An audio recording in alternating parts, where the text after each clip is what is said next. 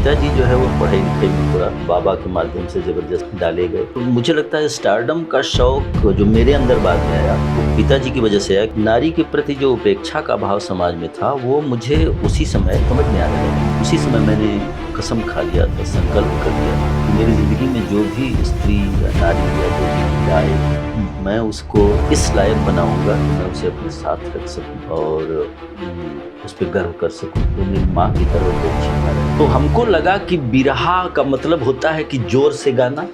आप जो है पढ़ाई कर रहे थे, उसी दौर में आपको इस तरह की कलाओं की तरफ आकर्षण हुआ। आपके पिता भी चाहे जैसे भी रहे लेकिन बच्चे के भविष्य को लेकर बहुत अनुशासित रहे। जी, उनसे छिपकर आपने ये सब किया या उनको बता? दोस्त हमारे ऐसे थे कि वो पिताजी के उतरते ही खबर लग जाए पिताजी आ रहे हैं और मुझे सुरक्षित हो जाना है। और सुरक्षित हो जाने का मतलब दो है, एक तो भागने का चांस है तो कहीं निकल लिया जाए, और नहीं भी निकल पा रहे हैं तो बॉडी को वार्म अप करके भाई सब रगड़ के इस लायक वो सब भी रगड़ने में मदद करते थे कि कहाँ कहाँ मारे जाएंगे। तो मेरे पिता ने मुझे भोजपुरी उसी समय छुड़वा दिया। भोजपुरी बोलने पर मैं मार खा जाता था, जबकि बाद के दिनों में ईश्वर की असीम अनुकंपा से मैं 32 साल आकाशवाणी में विशेष कार्यक्रम में मंगरू भैया के नाम से भोजपुरी में ही बोला। बिरहा आपने गाया और पिटे भी, लेकिन बिरहा आपने छोड़ा नहीं होगा। छोड़ा नहीं। कहाँ तक बढ़ी हुई याद? और बुल्लू बनने का शौक लोगों में इस कदर था कि पता नहीं, लोग कहते हैं कि उनको चेहरे में थोड़ी विकृतियां थी उनको आंखों को लेकर के। तो जो लोग भी अपने नेत्रों से या किसी तरह के मर्ज में पीड़ित थे या आंख में उनको कोई प्रॉब्लम थी, सब लोग अपने को बुल्लू घोषित करके।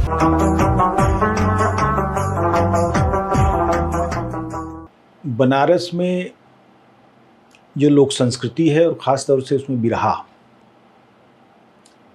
उसके श्रोताओं की स्थिति का कोई अंदाज़ा नहीं कि कहाँ से श्रोता उसके आएंगे, किस वर्ग से आएंगे और कितने पढ़े लिखे लोग होंगे, कितने अनपढ़ लोग होंगे।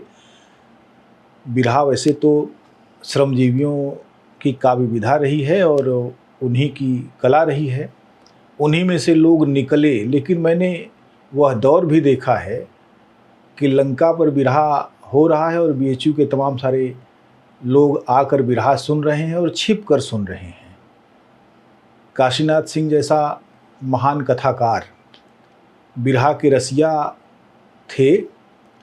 उन्होंने अपनी महत्वपूर्ण और चर्चित किताब काशी का 80 में कौन ठगवा नगरिया लूटल हो, इसमें उन्होंने हीरा और बुल्लू के गाने के बहाने अपने दौर का जो तबसरा प्रस्तुत किया है, उससे पता लगता है कि बिरहा को उन्होंने किस आयाम से देखा। एक आध बार ऐसा भी हुआ कि काशीनाथ जी चादर ओढ़े बिरहा सुन रहे हैं और किसी ने मजाक में जाकर गायक को 2 रुपये दे दिया और कहा कि बीएचयू के प्रोफेसर काशीनाथ सिंह जी की तरफ से 2 रुपये इनाम। और यह बात जब महफिल में पता लगती थी तो ठहाका फूटता था। ऐसे ही तमाम सारे लोग रहे हैं जिन्होंने बिरहा को अपने दौर में सुना, उसको जिया और विभिन्न कलाओं में आगे बढ़कर उन्होंने काम किया। बिरहा से उनका जो रिश्ता था वो उस दौर में रहा जब बिरहा एक महान कला के तौर पर चारों तरफ फैला हुआ था। ऐसी ही एक शख्सियत से हम आज रूबरू हैं जिनकी यात्रा गाजीपुर से शुरू हुई और बचपन सोनभद्र में बीता और किशोरावस्था और जवानी पूरी की पूरी बनारस में बीती। बिरहा से उनकी वाबस्तगी कमाल की है। अभी जब आप उनसे रूबरू होंगे, उनकी आवाज़ का जो जादू है वो निश्चित रूप से उस ज़माने में सिर चढ़कर बोलता था, आज भी उनकी आवाज़ में वो ताकत है। उनका नाम है तेज बहादुर यादव, जो कि कृषि जगत में जिस चरित्र को प्रस्तुत करते थे उसका नाम मंगरू भैया था। तो तेज बहादुर यादव उर्फ मंगरू भैया कृषि जगत में तमाम ऐसे देसी चरित्रों के जरिए से किसानों की बातें की जाती थी। और मंगरू भैया केवल कृषि जगत के नहीं बल्कि आकाशवाणी के सामान्य उद्घोषक के तौर पर उन्होंने एक लंबा वक्फा गुजारा। उन्होंने सिनेमा में काम किया, शायरी की, कविताएं उन्होंने मंचों से पढ़ी और एक लंबा समय उन्होंने बनारस की संस्कृति को दिया। बनारस में उस समय सक्रिय तमाम सारे लेखक और कवि, शायर सब उनके सर्किल के लोग थे। आज हम उनसे जानते हैं कि उनकी जो ये यात्रा है पूर्वांचल के 3 जिलों में सघन रूप से और पूरे देश की भी यदाकदा, वो यात्रा कैसे शुरू हुई, कहाँ से, उनका जो गांव है, पैतृक गांव है कहाँ है, और किस तरह की संस्कृति वहाँ थी। सोनभद्र में जब वे रहते थे तो कैसा माहौल था, और बनारस में जब वो आए तो उनको क्या मिला। तो चलिए उनसे बातचीत करते हैं। तेजनान भैया नमस्कार। हाँ भैया नमस्कार, और हमारे दर्शकों और श्रोताओं को सादर अभिवादन हमारा। और बल्कि यूँ कहिए कि पंचो राम राम पंचो राम राम, पंचों राम राम। पंचों से ये बात होनी ही चाहिए। भोजपुरी में भी हो सकती है और हिंदी में भी हो सकती है। तो सबसे पहले तो यही कि वो जो बचपन का दिन था जी भैया, अब याद आता होगा और बड़ा सुहाना दिन रहा होगा।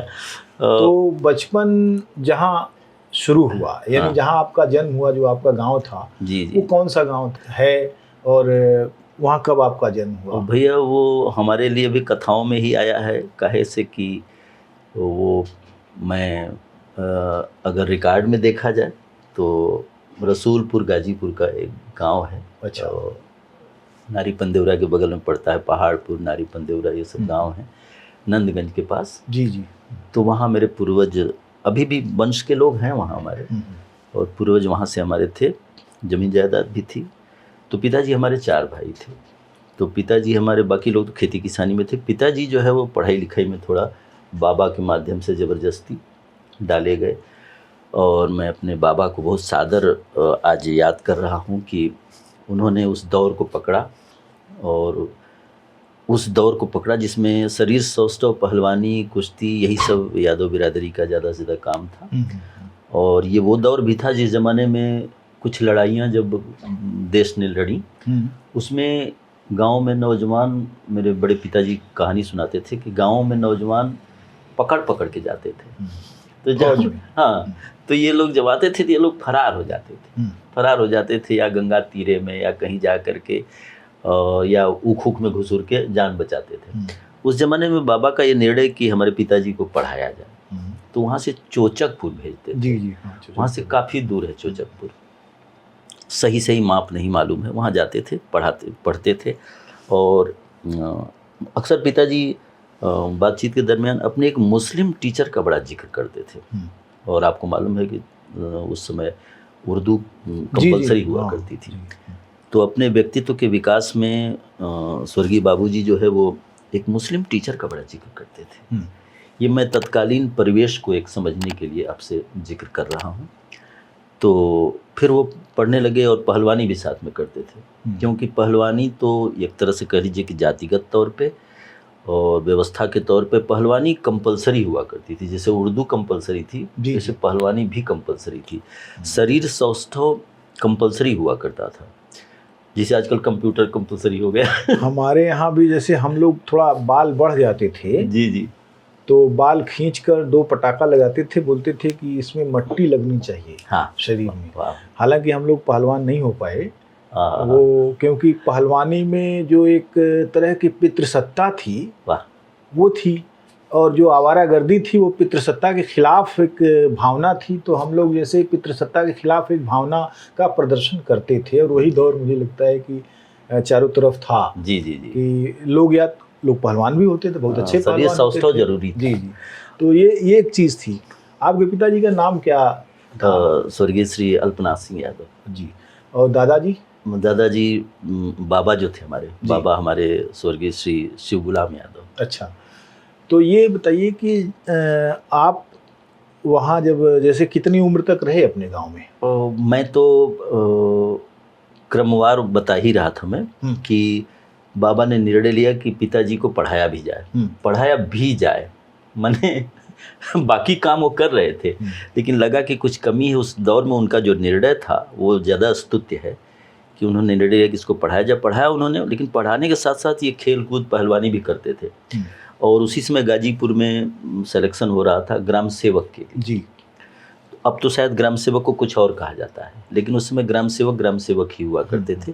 तो उस पर सिलेक्शन हुआ, स्पोर्ट्स के लिहाज से इनकी बड़ी पूछ हुई और उसमें नौकरी बहुत आसान इस तरह से थी, अगर आप ठीक ठाक हैं तो अगर पढ़े लिखे काम चलाऊ भी हैं तो सिलेक्शन हो जाता था। हाँ, मैंने मास्टर हो जाते थे, अमीन हो जाते थे, पटवारी हो जाते थे, वो शरीर के बल पे, खेल कूद के बल पे हो गए। और उसके बाद का दौर आया कि वहाँ से अपना नौकरी कर लिए, ज्वाइन इधर उधर करते रहे। और पिताजी का शौक़ था कि कुश्ती लड़ना और जोड़ी फेरना, गदा फेरना, और ये सब उनका ख़ास काम था। और ख़ास काम इस कदर था कि वो पहली बात तो ये कि बड़ी अजीब जोड़ी गदे बनवा रखे थे उन्होंने, जोड़ियाँ तो बड़ी बड़ी फेर दी उन्होंने। अच्छा, इतने शौकीन थे।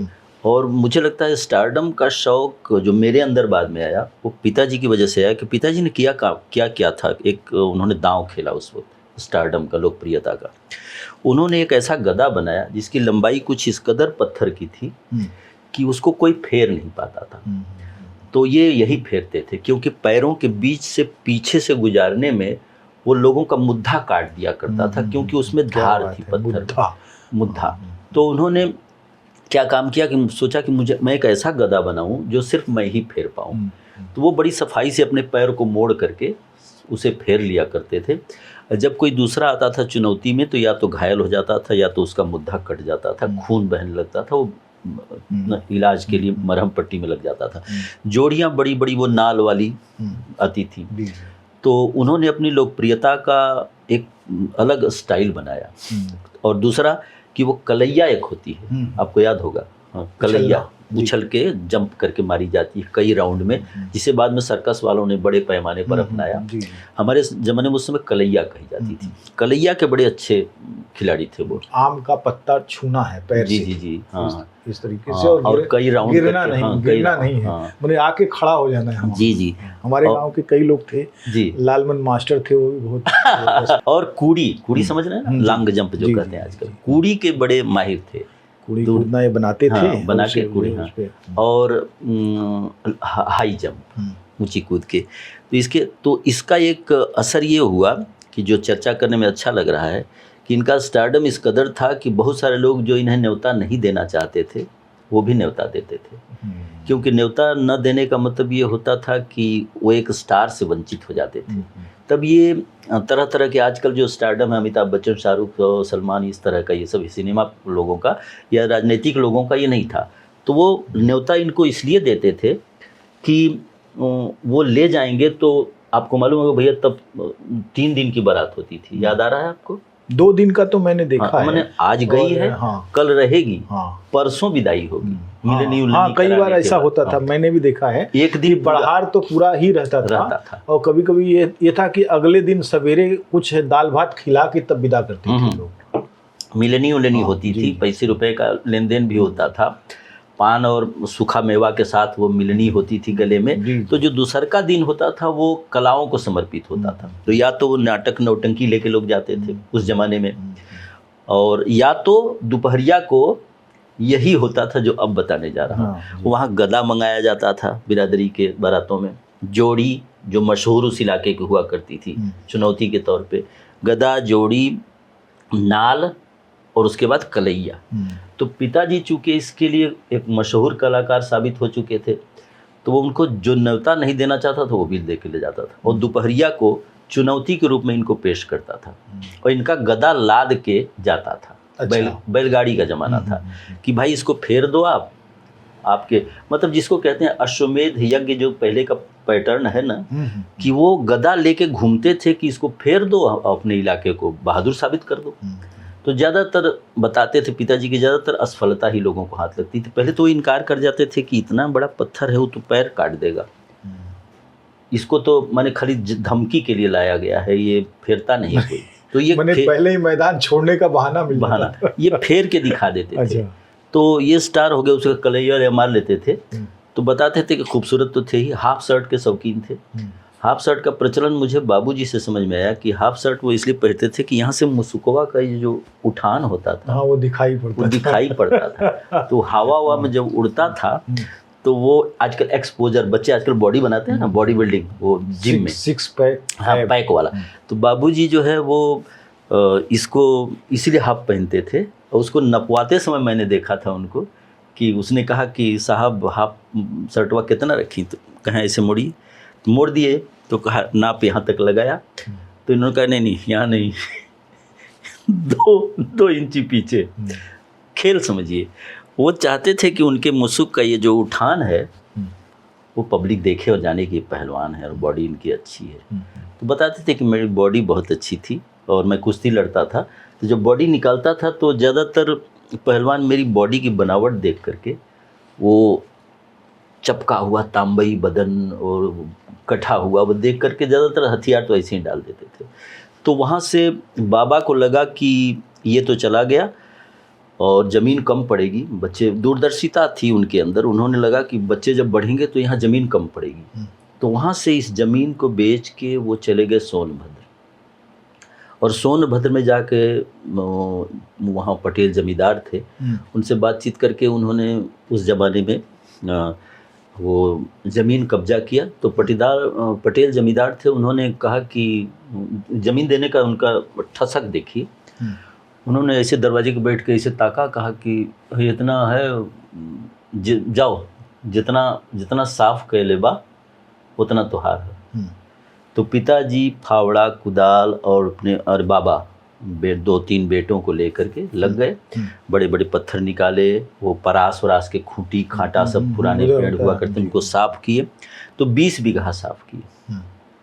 और देने के नाम पे उनको गाजीपुर से वही दही बढ़िया जमाव और घी जाता था, उसी के बदले उन्होंने ये ज़मीन अलाट कर दी इनको, कोई नगद भुगतान नहीं करना पड़ा, जितना साफ किए उतना उनकी हो गई। तो 20 जगह एक प्लाट लिए, 20 जगह दूसरे जगह प्लाट लिए।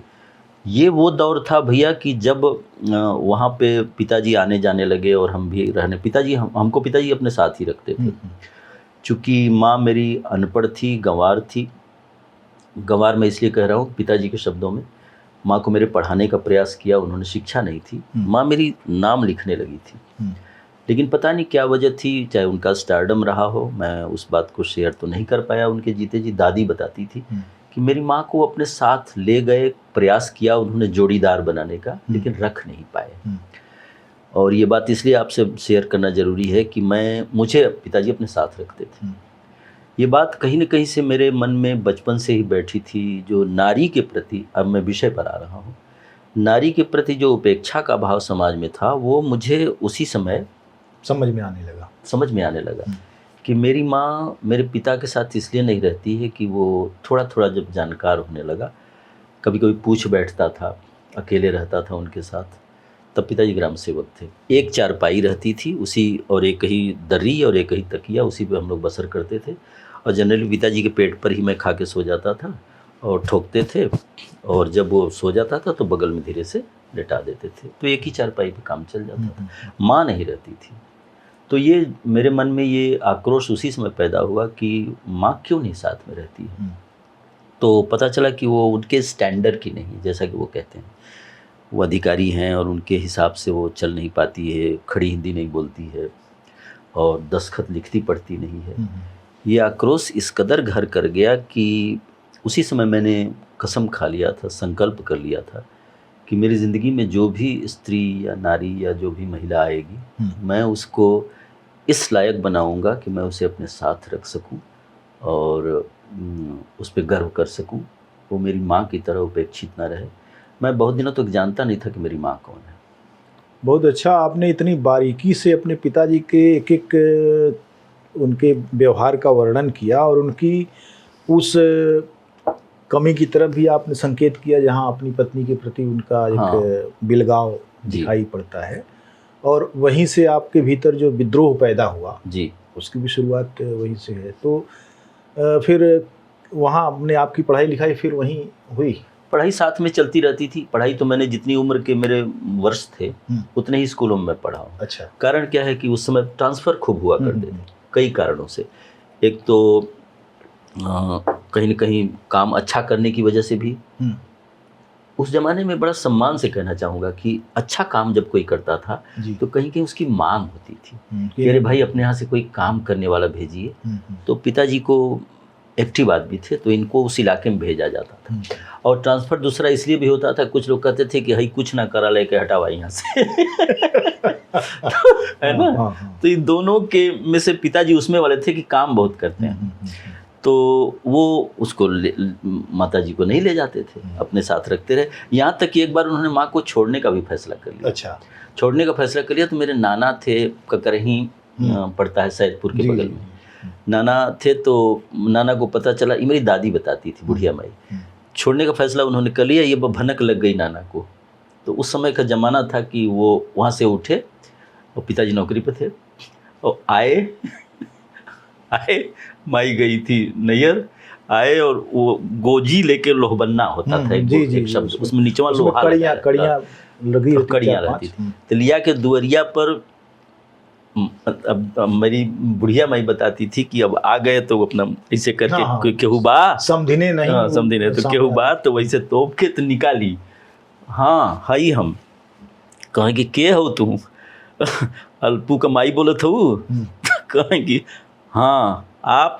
तो हम कि मैंने जे भी कहे कि आप, अब वो समय हिंदी वाला तो था नहीं पैटर्न, कुछ भी पूछिए के हुआ आप, तो कहें कि हम जे है तो जायदा गोजिया के 2-3 दाई ठोक के जमीनिया पर, कहें कि ओके कह दिया कि आए के कायदे से विदाई करा ले जाओ, और नहीं तो हुर देव हम एक दिन आए के। हाँ, ये ख्याल छोड़ दे कि इतना आसानी से छुट्टी छुट्टा हो जाएगी। और ये बात पिताजी तक भी पहुंची और वो समझ गए कि हालात अच्छे नहीं हैं। तो वो फिर माँ को ले आए, तो माँ को रखने लगे। तो मेरी माँ इस तरह से रखी जाने लगी, वो एक सामग्री के तौर पे घर में डाल दी गई थी। और मैं छुट्टियों में जब जाता था तो बताया नहीं जाता था कि मेरी माँ कौन है। मैं जब छोटा था तो मुझे पता चलता था कि क्योंकि पिताजी के जाते ही दादी लपक के आती थी, बुढ़िया माई, तो मुझे पता चलता था कि ये मेरी माँ है। तो मैं उसको, चूँकि बाबूजी उसको माई कहते थे, तो माई शब्द मुझे लगा कि ये माई इनकी है तो मेरी भी माई है। और मेरी माँ जो थी वो थोड़ा सा गंदे कपड़ों में, खेती बाड़ी के कामों में दूर बैठ के निहारा करती थी, और मैं ये नहीं जानता था कि वो मेरी माँ है, ये नहीं वो है। चूँकि वो गंदी होती थी, मैं बहुत साफ़ सुथरा, हाफ पैंट का ज़माना आ गया था, वो बटन वाला। तो आप जो है ये मुझे बताइए कि आपके बाकी भाई बहन? उसके बाद मैं उसको कहना चाहूँगा ऐसे कि मेरे घर में एक बड़ी बहन है शकुंतला, वो एक बहुत अच्छे साहित्यकार हैं, ब्रज बिहारी सिंह अमिट जी, उनके साथ ब्याही गई थी। और वो चकिया में पालपुर गांव है, वहाँ पे ब्याही गई थी। और उसके ब्याह के समय एक खास बात ये थी, शार्ट में ही बताना चाहूँगा, कि लोगों ने नौटंकी का मजा लिया था। गांव पे आई थी और पचमेल मिठाई बटी थी। तो पचमेल का आतंक हो गया था जब हम लोग गाजीपुर से सोनभद्र गए थे। पहले तो एक बुनिया मिलती थी, पहले गुड़ मिलता था, फिर बुनिया, रिक्शावा कोहड़वा वाली, फिर उसके बाद जो पचमेल, तो उस समय बहुत बड़ी बात, हल्का मचाने वाली चीज। तो जब पचमेल बटा, तो चूंकि गाजीपुर से सोनभद्र गए थे हम कि वो उस समय जब पचमेल बटी, तो जो बाकी बिरादरी थी, पता चला कि ये सब वहाँ गाजीपुर से आए हैं। यहाँ से लोग विस्थापित होकर धीरे धीरे जाने लगे थे। जौनपुर से, गाजीपुर से, आजमगढ़ से, जो अब बसे हुए वहाँ लोग बसे हैं, वो कहीं न कहीं से गए हुए। तो जब पचमेल बटी तो उसका एक आतंक अपने आप फैल गया। और दूसरी आतंक फैला कि बैलगाड़ी लेके लोग आए। बैलगाड़ी देखने के लिए उसके पीछे पीछे भीड़ लगती थी। बाजार से घर तक पैदल बच्चे जाते थे बैलगाड़ी देखने के लिए। और दूसरा कि पचमेल बटा, ये उस वक्त का रसूख है जो आतंक की तरफ फैला। और उसके बाद 4 हर की खेती, 4 हर की खेती का मतलब 8 बैल जी, ठीक। तो 2 चाचा लोग और 2 मजदूर परमानेंट। तो ये सब कॉन्सेप्ट ले दे करके बखरी बनी। बखरी में चुनार से और अन्य किसी जगह से वो पत्थर लगा, घोड़िया घर में। तो जब बखरी बनी आंगन वाली, वो सोनभद्र का इलाका था जिसमें आंगन बहुत नहीं हुआ करता था, ठीक है। आंगन की वजह भी थी चोरी डाका की वजह से, कूद के सब वो कर लेंगे। तो वो आंगन का घर बना घोड़िया वाला। तो घोड़िया देखने आते थे लोग, बैलगाड़ी देखने लगाया जाता था जी, खपरेल के नीचे। और घोड़िया, पत्थर, बैलगाड़ी। पिताजी को शादी में साइकिल मिली थी। साइकिल को देखने के लिए बहुत दूर से लोग आते थे कि भाई साइकिलिया दिखा देता नहीं। और बुढ़िया माई हमारी परेशान हो जाती थी। बस हल्की सी झलक हम लोग तत्कालीन एक परिवेश का देते चल रहे हैं। तो घर पे एक बरगद लगा, कुआं खना गया, निजी कुआं, याद रखिए निजी कुआं। बाकी लोग एक कुएं से पानी भर भर के लोग ले जाया करते थे। तो निजी कुआं, एक सोनभद्र का इलाका पत्थर का निजी कुआं खना गया, इसका भी आतंक। खुद का कुआं, खुद की घड़ारी लगी उस पर लकड़ी वाली, खुद का पुरवट, वो चमड़े का वो आया, मोट जमोट जिसको बोलते थे वो आया, बैलों से खींचा जाने वाला। सब कुछ मिला जुला के लगा कि यहाँ कोई बहुत बड़ा आदमी अचानक आ गया है। तो उधर से बड़ी बड़ी शादियों के ऑफर भी आने लगे। तो ये जो दौर था, ये था कि यहाँ से जाने के बाद मैं पिताजी के साथ ही रहता था, और पिताजी के साथ ही उनके साथ ही रहता। माँ मेरी वहीं रहती थी, और बहुत सारी चीज़ें हैं जो परिवेश से जुड़ी हुई हैं कि वहाँ पे रहता था तो कुछ दिन के लिए जब कहीं ट्रांसफ़र हो जाता था तो मुझे रोक दिया जाता था। अच्छा। कि इतने दिनों के लिए ये जनाब यहीं पे रहेंगे, ठीक है, और उसके बाद मैं आऊँगा, ले जाऊँगा जब कमरा मिल जाएगा किराए पे और जगह सेट हो जाएगी, फिर अभी ज़िले पर भेजा गया है, फिर ब्लॉक मिल जाएगा, क्षेत्र बंट जाएगा, तब इनके ले जाऊँगा। उतनी दूर के लिए मुझे वहाँ के स्कूलों में डाल दिया जाता था, ठीक है। तो वो दौर, अब मैं आपके विषय पर आ रहा हूँ जहाँ से हम लोगों ने शुरू किया था, वो ये कि बिरहा। तो मैं आपका आभारी हूँ कि आप एक ऐसे विषय पर काम कर रहे हैं और ऐसी विधा पर जो सचमुच आने वाले वक्त में आपके नाम से याद की जाएगी। मैं नहीं जानता कि भारत की खोज करने में कोलंबस और वास्को डी गामा क्या क्या उनका क्या नाम है, कितना नाम कमाई, ये तो नहीं जानता। लेकिन आप जिस विधा में काम कर रहे हैं राम जी भाई, आने वाला वक्त देखिएगा, ये ज़रूर पूछें। मैं दावा करता हूँ कि आपकी मूर्ति चौराहे पे तो नहीं लगेगी, क्योंकि अब मूर्तियों के लगने का भी अलग व्याकरण नहीं, उसका व्याकरण अलग है। लगेगी, आप उस व्याकरण में फिट नहीं बैठते तो नहीं लगेगी। लेकिन ये मेरे इस वक्तव्य के माध्यम से और लोगों के श्रवण माध्यम से, यानी कान से ये बात पहुँचेगी कि आपने बड़ा शुक्रिया काम किया, तपस्या किया, आप अप्रिशिएट कर रहे हैं, और सब बहुत से लोग कर रहे हैं जी, अच्छी बात है। तो मैं वही बता रहा था, बिरहा पे आ रहा था। तो उसमें बिरहा, शादी ब्याह में वो जो पिताजी दोपहरिया में जो दूसरे दिन बारात रुकती थी, तो बड़हार के दिन, तो उसमें क्या होता था कि मनोरंजन के नाम पे और आकर्षण के नाम पे आल्हा आता था जो नट गाते थे। तो दोपहर को उनका आइटम होता था आल्हा वालों का, वो आल्हा गाते थे और उसको सुना जाता था, पुरस्कार भी उनको दिया जाता था। और दूसरा आइटम हुआ करता था खड़ी बिरहा। खड़ी बिरहा की जो है वो विधा आ गई थी, उसके गवैया होते थे, उनका बड़ा सम्मान होता था। मैंने ये देखा था कि उस ज़माने में जब वो आते थे तो नट को तो खाए पिए का इंतजाम करके उसको बिठा दिया जाता था, प्रायः नट ज़मीन पर ही बैठता था। लेकिन ये जो खड़ी बिरहिया वाले आते थे, उनके आते ही एक वातावरण में सरसराहट सी होने लगती थी। आ गई ना, तब कि आ गई ना, किए हूँ आ गई। और उनकी रूपरेखा कोई बहुत अच्छी नहीं हुआ करती, पगड़ी फगड़ी बांधे रहते थे। हाँ, यहाँ तक जो है पहने हुए धोती और जो है गमछा लिए हुए, बस यही। हाँ, घुटना पर धोती है। तो हमको लगा कि कौन आ गए भाई।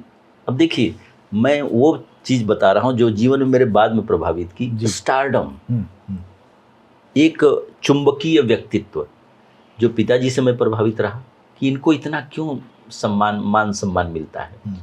और दूसरा कि अब देखिए ये नट आ गए बजाने, उनको भी थोड़ा मौका दिया। अरे भाई आओ बेटा, पानी पिया हुआ, इनके शुरू करवा।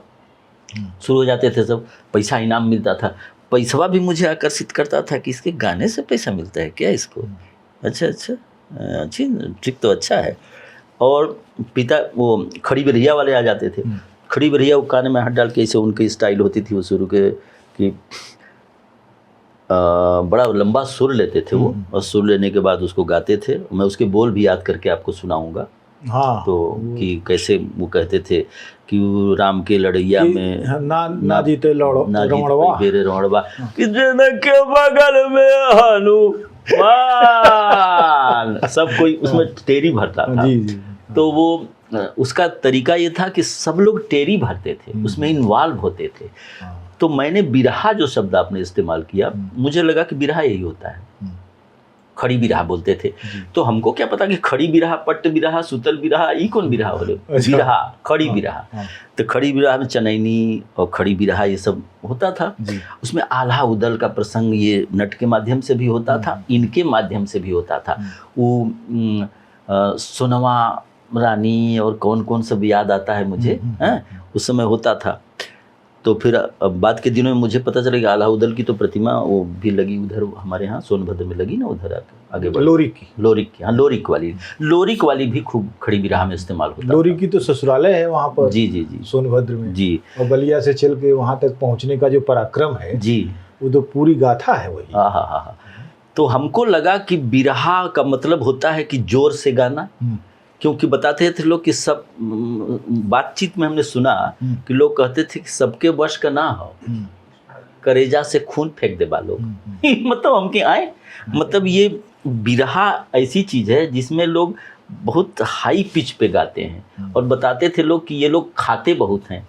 अब देखिए उनका एक ग्लैमर पैदा किया जाता था कि वो लोग दूध बहुत पीते हैं, मलाई बहुत खाते हैं, तब इतना गा पाते हैं। यही बात बाद में बिरहियों के बारे में भी कही गई। तो प्रथम परिचय मेरा बिरहा से ये हुआ कि चीख के गाने वाली चीज है, जोर से, और ये लोग सम्मान प्राप्त करते हैं। तो फिर मैंने एक दो खड़ी बिरहा ट्राई भी किया, लेकिन अब वो रात बिरात में जब दिशा मैदान के लिए हम लोग जाते थे देहात में, तब ये शौचालय वाला सिस्टम तो था नहीं, वो गांव में देहात में ही जाना पड़ता था। तो उस समय रात में गाया, तो कहीं रात में गाया तो मेरे बगल में एक पाल जी हुआ करते थे, अभी जीवित हैं, मैं उनको गुरु समान आदर देता हूँ, अभी हैं वो श्री जीवत पाल जी। उन्होंने कभी दिशा मैदान में ही सुना कि कौन लड़का गावत है। अच्छा। तो सवेरे उन्होंने पता किया कि रतिया के कौन गावत रहे रे।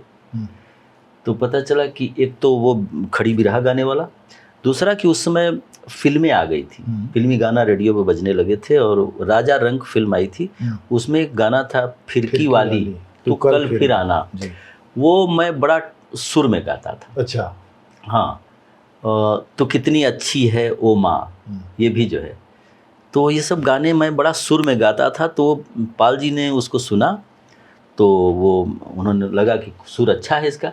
सवेरे भर उन्होंने मुझे अरदब में ले लिया कि पहले तो रुआब डाला कि तो ही गाओ तले राती के, हमें लगा कि कोनो राती गावल गलती है क्या, कहे कि नहीं गाओ तले तो फिर से सुनाओ, तो हम कि नहीं, तो फिर कहे मार बेग पड़ा।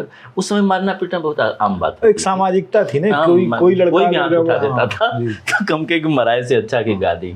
तो हमने गा के फिर सुनाया, तो उनको स्वर मेरा अच्छा लगा, तो उन्होंने उसको फिर कहा कि तू हमारे के यहाँ अव्वल कर। उतना दरमियान मैं उनके यहाँ जाने लगा, उनके यहाँ अखाड़ा भी था, कुश्ती भी लड़ता था, और कुश्ती लड़ने के बाद वो अपने विधा में मुझे गवाने लगे। तो सबसे पहले उन्होंने मुझे सुमिरनी दिया। अच्छा। उसके बोल बहुत याद नहीं है, मैं तैयारी नहीं कर पाया आपके लिए, इसके लिए क्षमा चाहूँगा, लेकिन मैं सुमिरनी गाता था पहले, जो बिरहा के कार्यक्रम से शुरू में एक वंदना के तौर पे गाई जाती है। और वहाँ कुश्ती भी लड़ने लगा, तो वो क्या काम किए कि मुझे पकड़ लिए कि इसको क्या क्या पसंद है।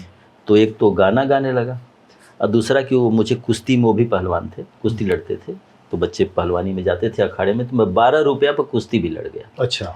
और 12 रुपया पर मैं 7 रुपया पर लड़ा तो पटक दिया, 12 रुपया पर लड़ा तो नहीं पटक पाया। नहीं पटक पाने के बाद उन्होंने हम दोनों को अलग करके, टाइम खत्म, 1.5-2 मिनट टाइम दिया जाता था, 2 मिनट बहुत होता था, हटा दिए। हटा देने के बाद मुझे इस बात की नाराजगी रही कि पैसा कहने देता हूँ। अच्छा। हुआ कि 12 रुपया पर लड़ा ली तो 6 रुपया मिले कि चाहिए ना, बड़ा दुख रहा, पैसा नहीं मिले, पैसे का बड़ा मोह था।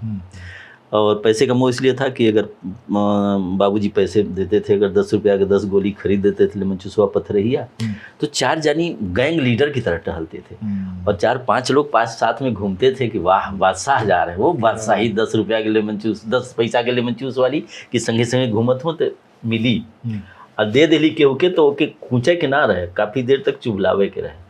अगर केहू कूच देता था तो क्राइम हो जाता था, उसको कहते कूच दे ले कट से बोल तो उसको अगले दिन के लिए कैंसिल कर दिया जाता था कि अगली बार जब लेमन जूस आएगा तो इसको नहीं मिलेगा, क्योंकि इसने कूच दिया।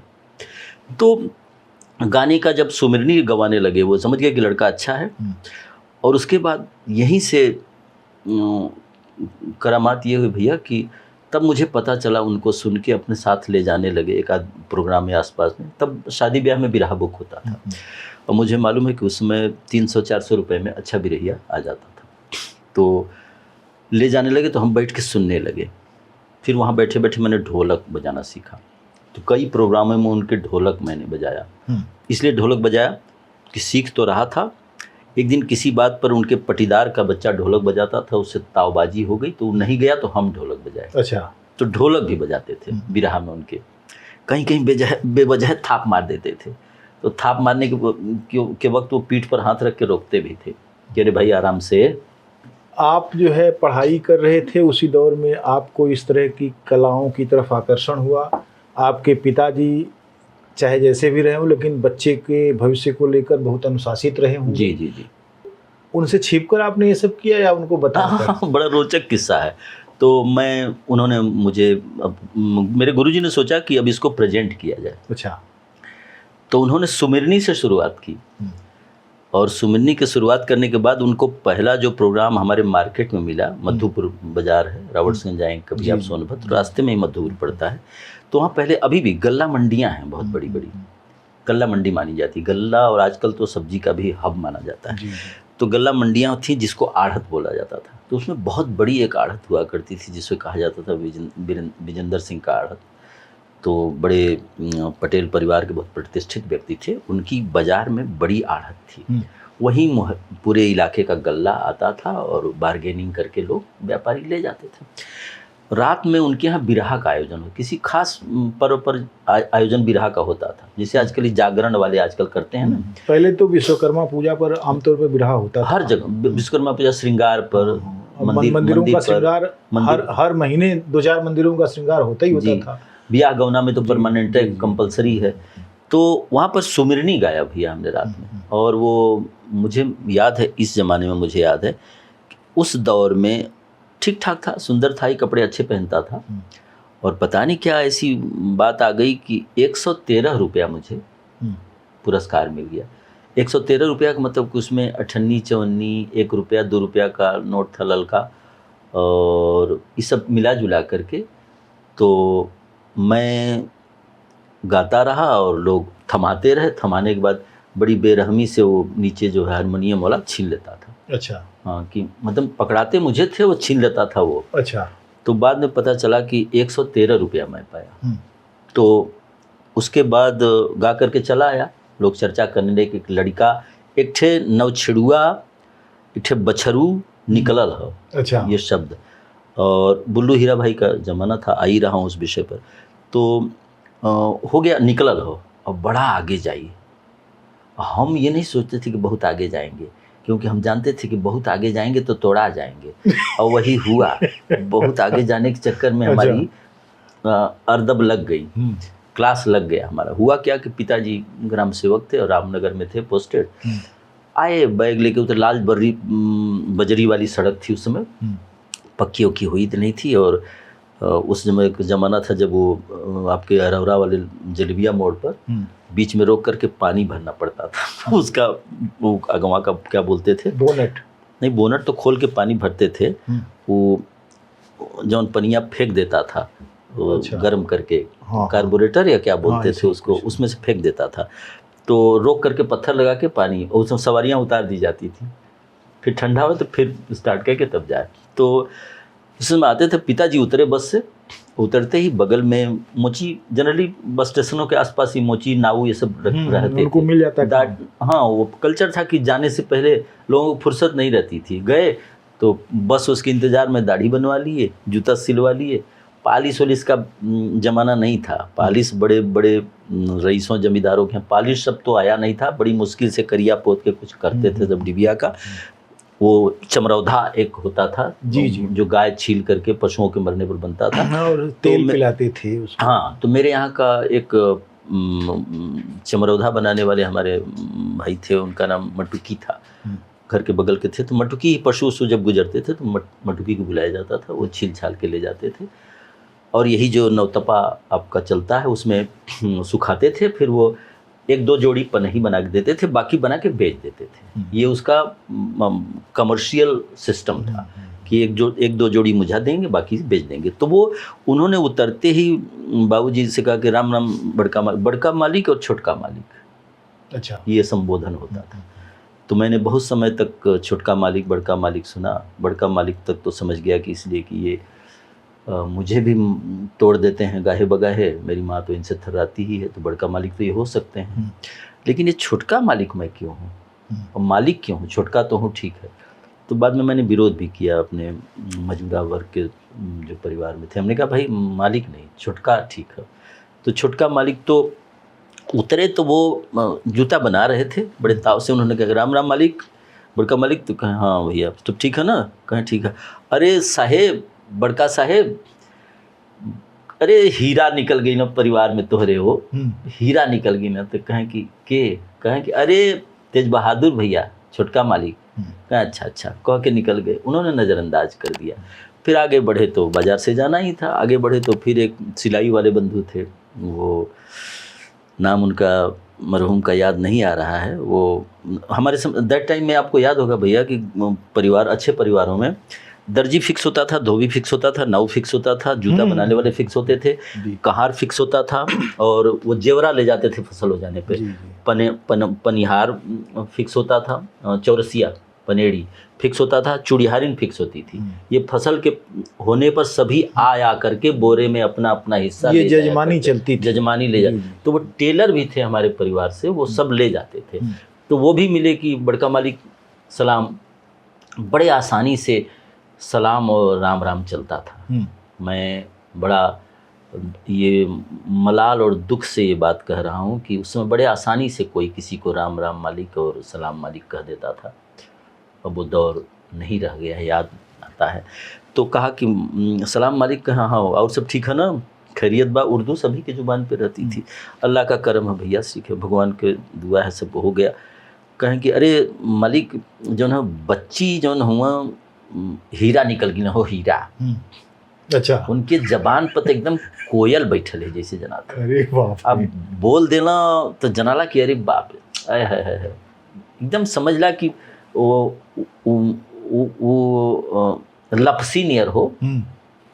अब लपसी का जाना है वो समय बाबूजी आगे बढ़ गए, ठीक है। अच्छा। आगे बढ़ जाने के बाद जब रोड छोड़ के मेन रोड से पगडंडी पर पड़े घर की तरफ, तो मजूर छूटे हुए थे, सुरती बीड़ी के लिए बाजार जाते थे, जाना ही पड़ता था। वो मिल गया तो उसने कहा कि बड़का मालिक जयराम जी की, कहें ठीक है और कहाँ होकर जाती तनी से खैनी ले। कहें कि और हाँ, अब सबके पेट में मतलब मेरे खिलाफ जैसे अंतर्राष्ट्रीय साजिश चल रही थी। तो वो ये उत्कंठा थी कि बताया जाए इनके पिताजी को कुछ जो है ये सराहेंगे। तो मामला दूसरा था, लेकिन वो आपके खिलाफ जा रहा था। तो वहाँ से वो बोले कि का हो, कहे मालिक एक बात कहे के चाहता हम। कहला कहें कि बड़का मालिक के जनाला की जबान, छोटका मालिक के जबान पर लगा कि अरे एकदम समझ ला एकदम खाड़ हुआ हो, खाड़ जगह कहा जाए। और कितनी उपमाएं आपको मिल रही, एकदम कुहुक देना ना। अरे पपिहा नियर तो बताओ थे कि तोके। कहें कि अब इनको अभी तीसरी बार ये इनको पकड़ में आया कि मामला कुछ गड़बड़ है। मेरे कान खड़े हो गए। अब आप पूछेंगे कि सबको अवॉइड करके क्यों जाते थे। अवॉइड करके इसलिए जाते थे कि मैं फेमस था कि पिताजी जब भी लौटेंगे तो 8-10 बड़ी बड़ी हाईलाइटेड शिकायतें तो मिलनी ही मिलनी हो। अच्छा। तो अपना दिमाग खराब नहीं करना चाहते थे कि मैं अभी उतरा हूँ और आते ही इनकी दैहिक समीक्षा न करनी पड़े। तो इसलिए वो चाहते थे कि अवॉइड करते थे कि उस किस्से को ना सुने। हाँ। लेकिन जब वो मजूरा रास्ता पे खड़ा था और सिंगल खड़ा था, तो इन्होंने पूछ लिया कि का भले बताओ, भयल का ही बताओ। खड़ी माली घर विजेंद्र के हालत में भैया एक खेप सुमिरनी गौले रहना। अरे पीक के गौना तो बताओ थी तोके की जनाए की एकदम। अच्छा। हाँ, एकदम केहू कानो कान केहू की आवाज न आवे भैया। आदमी सुतल उठ के बैठ गई। का गौले रहना, तो कहेंगे अरे एक सुमिरनी गौले रहना जीवत भैया के संगे आयत। रुपया अरे मार खन खन बरसे हो, रुपया पैसा मजे का पैसा बोले रहना। अरे हम समझे थी इतना उसने आकार में ही बताया। तो कहें कि अच्छा, और कहे कि बस वह गौला करे बात। तो उनकी कहल गल सब कहे कि फिर लेकवा के उठावा। लेकिन अब कहे कि उठावे, अब जब जीवित हुआ जो ना, जीवित के तो जनता हुआ ना, वो जान गई ना कि हम दबाए जावे करे आगे, तो ओके ना उठो ना। अब पैसों को बात रहे ना, कुली नमवा वही के दे दिया लोग, इनके का मिली।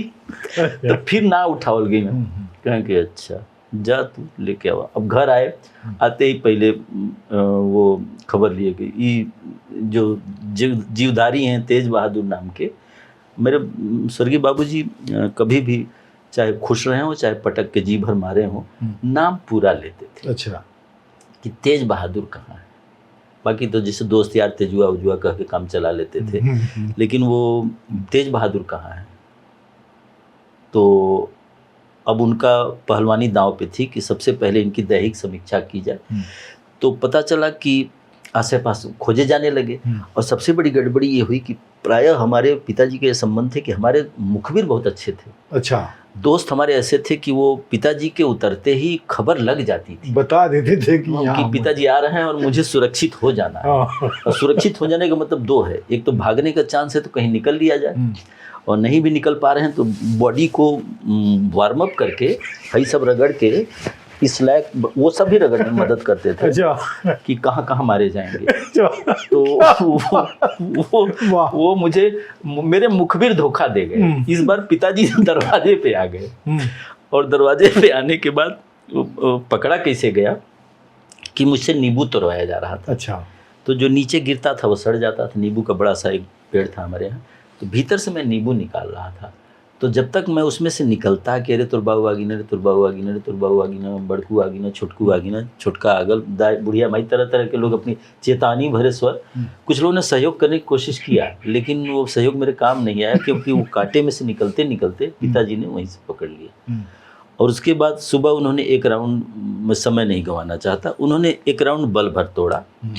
और मेरे पिताजी चूँकि पहलवान थे और मुझसे भी पहलवानी करवाते थे, मैं कटेसर में रहा करता था, तो पिताजी मुझे छड़ पकड़ के खिड़की का दंड मरवाते थे और बैठक करवाते थे। तो दंड तो चल जाती थी, बैठकवा में मेरा एक पैरवा टेढ़ा हो गया। अच्छा। तो आप छोटे बच्चों से अगर बैठक करवा दीजिएगा तो बच्चों के पैर टेढ़े हो जाते हैं, डॉक्टर मना करते हैं। तो वो मुझे करा देते थे। वही कहानी बाद में मेरी ज़्यादातर कहानी फिल्मों में भी नज़र आई, जैसे दंगल उंगल में जो फिल्मों के जो ट्रिक्स हैं बच्चियों के, वो सब मेरे से जुड़े हुए हैं। कि मैं गिनती गलती बता देता था, जैसे वो कहीं गए हैं खाना वाना बता देते, लौट के पूछ रहे कितना भयल, 300 के ऊपर जाते ही। अच्छा इतने देर में तो 300 होगा, हम ये करके फिर दिखाई। तो अब ये बहस इस तरह की पिता पुत्र की होती रहती थी। अब विश्वास प्रस्ताव तो आना नहीं था, तो उस तरह से करते थे। तो पिताजी जब आते थे तो मुझे बल भर मारते थे, और दैट टाइम मार खाना हम लोगों के लिए बड़ी आम बात थी, और उनको मारना भी आम बात, उससे ज़्यादा उनके लिए आम बात थी मारना। तो मारने के दरमियान वो जी भर के मारते थे, और मारने के दरमियान अगर किसी बात पे आक्रोशित हो गए तो आसपास जो कुछ भी मिलता था, कुदार, फावड़ा, बेंट, डंडा, पैना, जो भी, आमतौर पे वो जो हल जोतने वाला पैना होता था उसकी एक निर्धारित जगह होती थी, वो घोरियवा में खोसा रहता था, उसका उपयोग बहुत अच्छा होता था पीठ पर। हाँ, तो जब वो देख लें कि क्राइम बड़ा है तो हथवा से मारने की बजाय वो पैना खोजते थे। लेकिन हथवा से मारने की पैना तब खोजते थे जब उनके मारने के तौर तरीकों को समझ के हमने भी अपने तरीके ईजाद कर लिए थे कि कैसे बचा जाए। तो बहुत मोटे ताजे बच्चे उस समय नहीं होते थे, आपको याद होगा उस समय बच्चे मोटे चर्बी वाले नहीं होते। तो मैं उनको डिफेंस करने के लिए हाथ पैरों का इस्तेमाल करता था। तो ऐसे जब डिफेंस करता था तो मेरी ये निकली हुई हड्डियाँ या ये सब जहाँ उनको मारने में लग जाए तो उनको भी चोट लग जाती थी। तो चोट लगने के बाद तो 2 एक हाथ और मारते थे, लेकिन अब वो जब कहीं लग जाती थी तो ब्रेक ले लेते थे।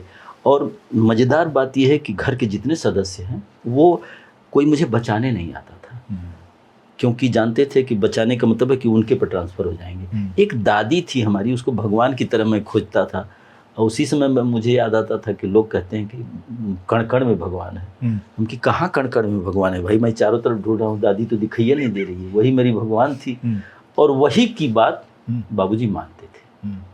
वो अगर आ जाती थी हट छोड़ के, तब वो ब्रेक लेते थे, ब्रेक लेते थे, योजना निरस्त नहीं करते थे। तो मार दिए, उसके बाद फिर अपने खाने पीने पर लग जाते थे, हो गया सबका। लेकिन इसका बस इतना ही असर होता था कि दादी हमारी उस दिन मारने के बाद उनको घी नहीं देती थी दाल में, साड़ी नहीं देती थी, दही नहीं देती थी। वो ये कहती थी कि दो गलवा खाए खाए के हमारे लड़का के मरबे। तो पहलवानी वही पे उतारे के हो। बहुत अच्छी बात। तो वो मार देते। तो बिरहा पे अब उस पे उन्होंने कहा कि हाँ अब विषय पर आ गए।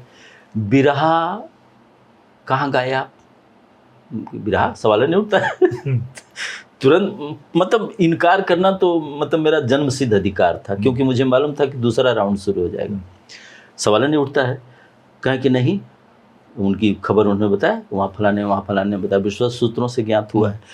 तो ले करके उसके बाद मुझे पकड़ के ले गए जीवतपाल के यहाँ जा कर के 4 बात उन्होंने उनको भी सुनाया और कहा कि नहीं, ये इराह बिराह का काम नहीं, पढ़ने लिखने वाला बच्चा है और पढ़ाई लिखाई पिताजी का बड़ा जोर था। उसका कारण है कि वो हमारी बिरादरी के पिछड़ेपन का जो कारण था उसमें एक मानते थे, और उसके लिए मैं स्तुत्य थे मेरे पिता की। वो उन्होंने मुझे कहा कि भोजपुरी बोलते हुए अगर मैं पकड़ा जाता था तो बल भर मारूंगा। उनका एक शब्द होता था, बल भर मारूंगा, समझ ही सकते हैं आप। तो मैं भोजपुरी भैया नहीं बोलता था। उसका कारण था कि उन्होंने देखा कि बड़े बड़े घरों के जो लड़के हैं, ठाकुर ब्राह्मणों के, अच्छे रईस घरों के, वो सब खड़ी हिंदी बोलते हैं। तो मेरे पिता ने मुझे भोजपुरी उसी समय छुड़वा दिया था। भोजपुरी बोलने पर मैं मार खा जाता था, जबकि बाद के दिनों में ईश्वर की असीम अनुकंपा से मैं 32 साल आकाशवाणी में कृषि जगत कार्यक्रम में मंगरू भैया के नाम से भोजपुरी में ही बोला जी।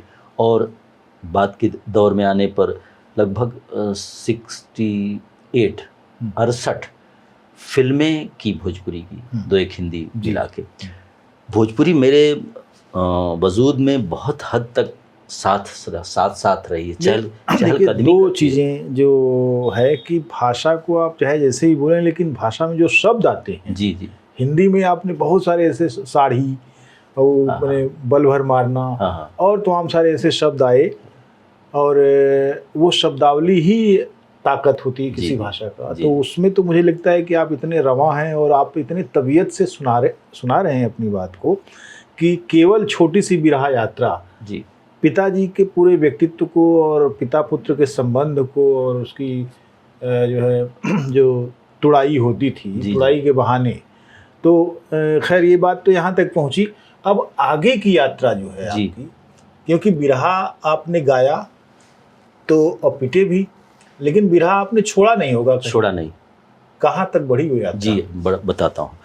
तो सुमिरनी से जो शुरू हुई यात्रा थी, सुमिरनी, और वो पिताजी ये धमकी दे के चले गए, और उसका कारण था कि पिताजी की नज़र में और तत्कालीन परिवेश में ये बिरहा जो था भैया ना, फिल्में आ चुकी थी, कवि आ चुके थे, कवि सम्मेलन होने लगे थे। पिताजी की नज़र में बिरहा ज़्यादा होता था, कवि सम्मेलन कम होता था। साहित्य की उतनी प्रतिष्ठा नहीं थी जितनी बिरहा की थी। बिरहा में वो एक आम मोनोपोली थी कि बिरहा अशिक्षितों का, गंवारों का, कम पढ़े लिखों का ये गायन है, ठीक है। तो वो उससे बचाना चाहते थे अपने बच्चे को। वो चाहते थे कि इस विधा में न जाए, पहले रोजी रोटी का इंतजाम कर ले, साहब कहलाए। साहब कहलाने के बाद जो होगा निर्णय देखा जाएगा, हमेशा तो तोड़ेंगे नहीं बल भरो। तो चले गए धमकी देके, लेकिन फिर भी मैं उसके बाद उसने पता नहीं लोगों की मांग थी या जो भी हो कि चेला निकालत हुआ। गुरुआ इस बात पर भी उसमें बहुत सम्मानित होते थे कि एक बछरू बड़ा बढ़िया निकालत हुआ, ठीक है। तो हमको एक बिरहा याद कराया। अच्छा। बघेला सिंधु जान पर खेला, और एक पूरा बिरहा था, उसमें आल्हा भी था। तो लोग बताते हैं कि आल्हा में बहुत अच्छे से गाता था, तो उस पर भी फिर अब वो इनाम और पैसे वाली बात आ गई। तो जहाँ कहीं जाता था, अच्छा प्रोग्राम मिलता था, तो वो एक बिरहा भी मैं गाता था। लेकिन मुझे लगता है कि बाद में गुरुजी ने हमारे इसलिए भी नज़रअंदाज करना शुरू कर दिया कि लोग फरमाइश करते थे कि उसी को खड़ा किया जाए, और मेरे पास दूसरा बिरहा यादें नहीं था। अच्छा। तो बिरहा को उस वक्त उसने लंबे बिरहा को कंठस्थ करना, तो ये जब चलने लगा। और अब मेरा क्या था, पिताजी की तो अपनी बात थी कि रोजी रोटी के लिए वो कर रहे, मेरा क्या था कि अब वो बुल्लू हीरा रामदेव ये नाम आने लगे थे जी। तो बुल्लू हीरा मीन्स अमिताभ बच्चन, और बुल्लू बनने का शौक लोगों में इस कदर था कि पता नहीं, लोग कहते हैं कि उनको चेहरे में थोड़ी विकृतियां थी, उनको आँखों को लेकर के। तो जो लोग भी अपने नेत्रों से या किसी तरह के मर्ज में पीड़ित थे या आँख में उनके कोई प्रॉब्लम थी, सब लोग अपने को बुल्लू घोषित कर देते थे। क्या बात है। और ये देखिए मज़ेदार बात कि मेरे जो गुरुजी हैं, अभी जीवित हैं, जीवतपाल जी, उनकी भी एक आँख खराब है, और एक मोहल्ले के कई और गाँव के हमारे आसपास के कई लोग थे जिनकी अगर एक आंख खराब है तो सबसे पहले वो बुल्लू बनने का ही प्रयास करते थे, राजा रणजीत सिंह बनने की कोशिश नहीं करते थे। क्या बात है, मैंने बैतहा अगर हो गए हाँ, तो बुल्लू तो बुल्लू। हाँ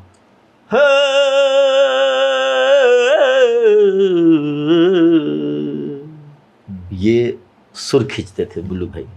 सब लोग ने, मैं तो उनके आगे कुछ भी नहीं हूँ।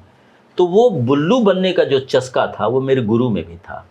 और हीरा भाई, अच्छा मुझे ग्लैमर खूब पैदा किया गया कि बुल्लू गावन, तो बहुत किंवदंतियाँ बहुत चलती थी। जी।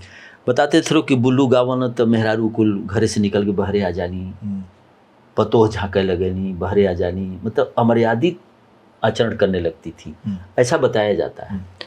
और इतना बढ़िया गाते थे।